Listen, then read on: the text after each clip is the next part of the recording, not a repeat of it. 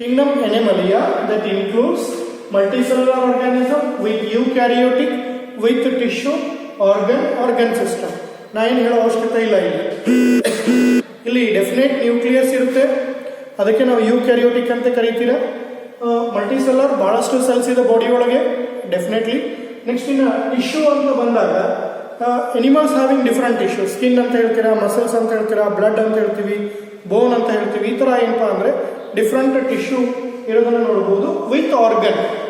ನಾನು ಹೇಳಿದ್ರೆ ನನ್ನ ಬಾಡಿ ತಗೊಳ್ರಿ, ಈವನ್ ನೀವು ಲೋವರ್ ಆರ್ಗ್ಯಾನಿಸಮ್ ಹೋದ್ರು ಅಲ್ಲಿ ನಿಮಗೆ ಪರ್ಟಿಕ್ಯುಲರ್ ಆರ್ಗನ್, ಕೈ, ಕಾಲು, hands, leg, heart, kidney, stomach, okay, eyes, mouth, ಈ ಥರ ಅಲ್ಲಿ ಬೇರೆ ಬೇರೆ ಆರ್ಗನ್ಸ್ ಇರೋದನ್ನು ನೀವು ಅಬ್ಸರ್ವ್ ಮಾಡಿ.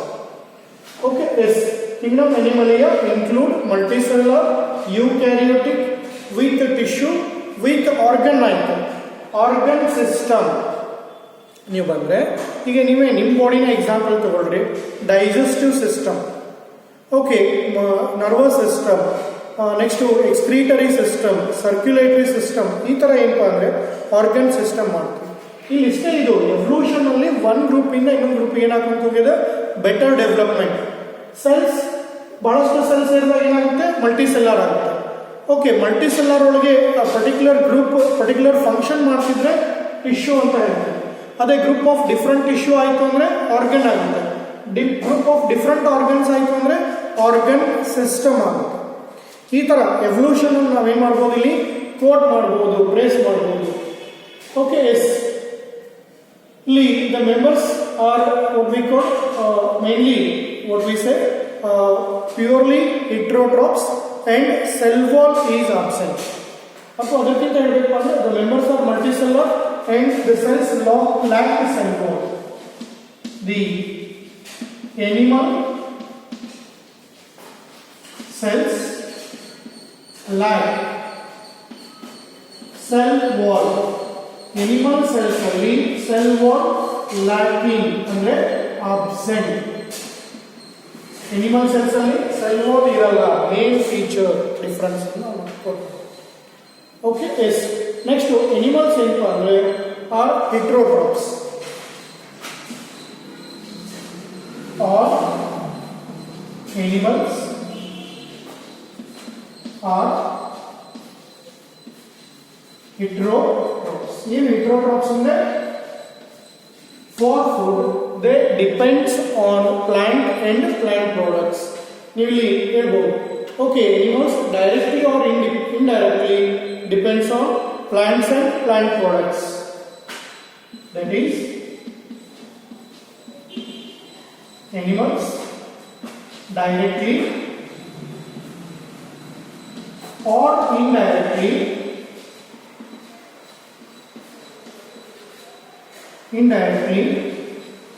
depends on plants or plant products. Okay, ಇಲ್ಲಿ ಎನಿಮಲ್ಸ್ ಏನಪ್ಪ ಅಂದರೆ ಡೈರೆಕ್ಟ್ ಆಗಿ ಇರ್ಬೋದು ಅಥವಾ ಇಂಡೈರೆಕ್ಟ್ ಆಗಿ ಇರ್ಬೋದು. They depends upon plant and plant products. Sir, ಏನೇನು ಡೈರೆಕ್ಟ್ಲಿ ಅಂದರೆ ನಾನು ಹೇಳಿದ್ರೆ, ಈಗ if you are vegetarian, okay, ಸಸ್ಯಾಹಾರಿಗಳಿದ್ರೆ ಅವು ಡೈರೆಕ್ಟಾಗಿ ಗಿಡ ಮತ್ತು ಅದರ ಗಿಡ ಒಂದು ಉತ್ಪಾದನೆ ಪ್ರಾಡಕ್ಟ್ಸನ್ನು ತಿನ್ಕೊಂಡು ಬದುಕಿರುತ್ತೆ. ಇಂಡೈರೆಕ್ಟ್ಲಿ ಅಂದರೆ ಸೇ ಫಾರ್ ಎಕ್ಸಾಂಪಲ್ ಈಗ ಕಾರ್ನಿವೋರಸ್ ಎನಿಮಲ್ಸ್ ಇದೆ, ಲಯನ್, ಟೈಗರ್, ಚೀತಾ ಎಕ್ಸಾಂಪಲ್ ತಗೊಂಡ್ರೆ ಅವು ಪ್ಲಾಂಟ್ ಮೇಲೆ ಡಿಪೆಂಡ್ ಆಗಿಲ್ಲ ಅಂತ ನೀವು ಹೇಳ್ಬೋದು. ಸರ್, ಫ್ಲೆಶ್ ತಿನ್ನುತ್ತೆ, ಅವೇನು ಪ್ಲಾಂಟ್ ಮೇಲೆ ಡಿಪೆಂಡ್ ಆಗಿರುತ್ತೆ. ಈಗ ಸೇ ಫಾರ್ ಎಕ್ಸಾಂಪಲ್ ಲಯನ್ ಒಂದು ಡಿಯರನ್ನು ತಿನ್ನುತ್ತೆ ಅಂದರೆ ಆ ಡಿಯರ್ ಏನು ತಿಂದು ಬದುಕಿರುತ್ತೆ, ಆ ಡಿಯರ್ ಅಥವಾ ಜಿಂಕೆ ಹುಲ್ಲನ್ನು ತಿನ್ನುತ್ತೆ. ಅದಕ್ಕೆ ನಾವು ಹೇಳ್ತೀವಿ ಇಲ್ಲಿ ಡೈರೆಕ್ಟ್ಲಿ ಅಂದರೆ ಸಸ್ಯಾಹಾರಿಗಳು. Okay, directly they depends on plants. ಇನ್ನು ಇಂಡೈರೆಕ್ಟ್ಲಿ ಅಂತಂದರೆ ನಾನ್ ವೆಜಿಟೇರಿಯನ್. ಈಗ ನಾನು ಹೇಳಿದ್ರೆ, ನಾವೇ ಒಂದು ಚಿಕನ್ ಮಟನ್ ತಿಂತೀವಿ ಅಂದರೆ ಆ ಚಿಕನ್, ಕೋಳಿ ಏನು ತಿನ್ನುತ್ತೆ, ಕಾಳುಗಳು ತಿನ್ನುತ್ತೆ. ಮಟನ್, ಈ ಕುರಿ, ಆಡು ಅವೆಲ್ಲ ಏನು ತಿನ್ನುತ್ತೆ, ಹುಲ್ಲು ತಿನ್ನುತ್ತೆ. ಅವಾಗ ನಾವೇನಾದ್ರೂ ಅಲ್ಲಿ indirectly. Okay, all animals are heterotrophs. ಇಲ್ಲಿ ಫೋಟೋಸಿಂಥಸಿಸ್ ಇರಲ್ಲ, ಇಲ್ಲಿ heterotrophs. Directly or indirectly depends on plant and plant products for food ಅಂತ ಹೇಳ್ತೀವಿ. ಓಕೆ, ಎಸ್, ಇಲ್ಲಿ ನೆಕ್ಸ್ಟ್ ಇನ್ನೊಂದು ಇಂಟ್ರೆಸ್ಟಿಂಗ್ ಏನಪ್ಪ ಅಂತಂದರೆ, ನಾವೇನು ಫುಡ್ ತಿಂತೀವಿ ಅದು ಡೈಜೆಷನ್ ಆಗುತ್ತೆ, ಕರಗುತ್ತೆ.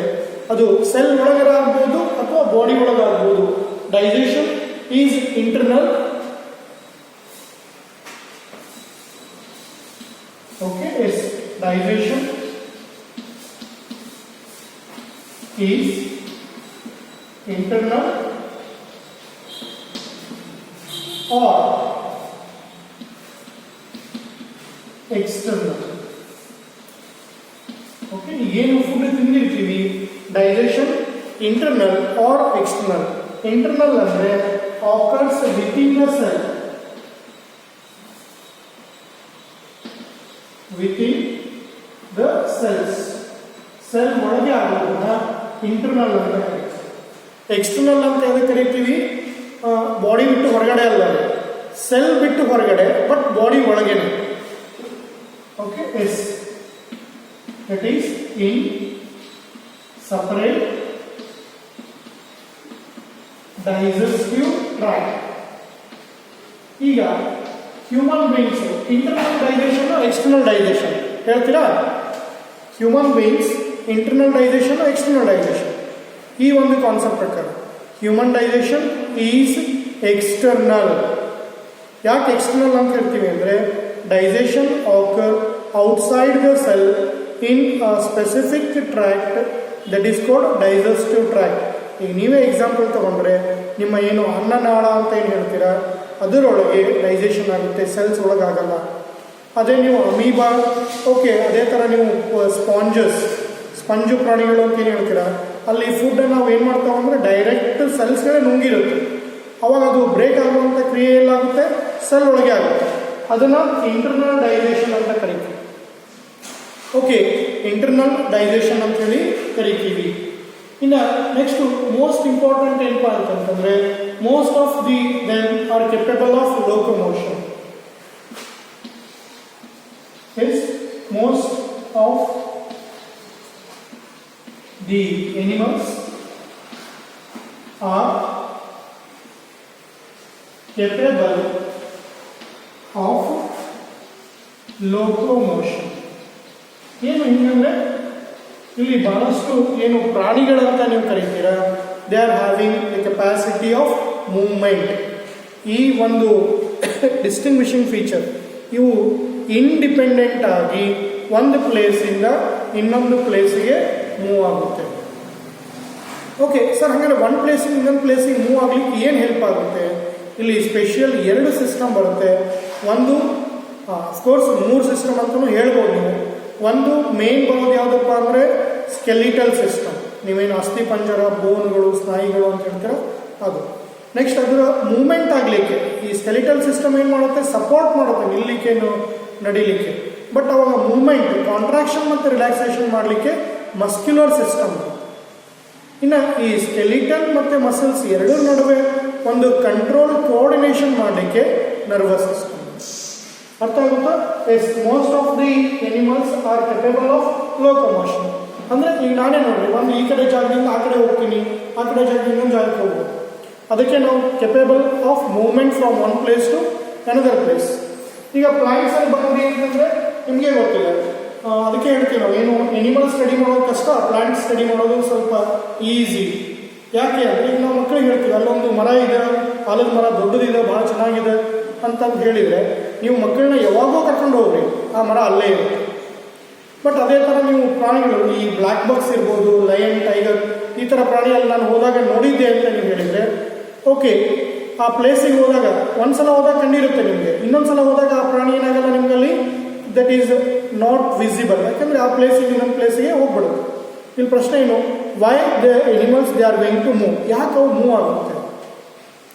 ಇವು ಏನ್ರಿ ಪ್ಲಾಂಟ್ಸ್ ಆಟೋಟ್ರಾಪ್ಸ್, ನಿಂತಲ್ಲೇ ಸೂರ್ಯನ ಬೆಳಕು ಬರುತ್ತೆ, ಫುಡ್ಡನ್ನು ಪ್ರಿಪೇರ್ ಮಾಡಿಕೊಂಡು ಆರಾಮಾಗಿ ಹ್ಯಾಪಿಯಿಂದ ಇರುತ್ತೆ. ಬಟ್ ಎನಿಮಲ್ಸ್ ಹಿಟ್ರೋಟ್ರಾಪ್ಸ್ ಇರೋದಕ್ಕೆ. Okay, animals they move from one place to another place because of 3 reasons. ಒಂದು, ಇನ್ ಸರ್ಚ್ ಆಫ್ ಫುಡ್, ಆಹಾರ ಹುಡುಕುವಂತ ಹೋಗುತ್ತೆ. ನೆಕ್ಸ್ಟ್ ಇನ್ನೊಂದು, ಇನ್ ಸರ್ಚ್ ಆಫ್ ಶೆಲ್ಟರ್, ತನಗೆ ಅನುಕೂಲಕರವಾದಂಥ ವಾತಾವರಣ, ಶೆಲ್ಟರ್, ಉಳ್ಕೊಳ್ಳಿಕ್ಕೆ ಜಾಗ. ಓಕೆ, ಇನ್ನೊಂದು ಮೋಸ್ಟ್ ಇಂಪಾರ್ಟೆಂಟ್ ಏನಪ್ಪ ಅಂದರೆ in search of reproduction. Okay, ಆ ಕಾರಣಕ್ಕೆ ಎನಿಮಲ್ಸ್ಗಳು ಪ್ರಾಣಿಗಳು ಒಂದು ಪ್ಲೇಸಿಂದ ಇನ್ನೊಂದು ಪ್ಲೇಸಿಗೆ ಮೂವ್ ಆಗುತ್ತೆ.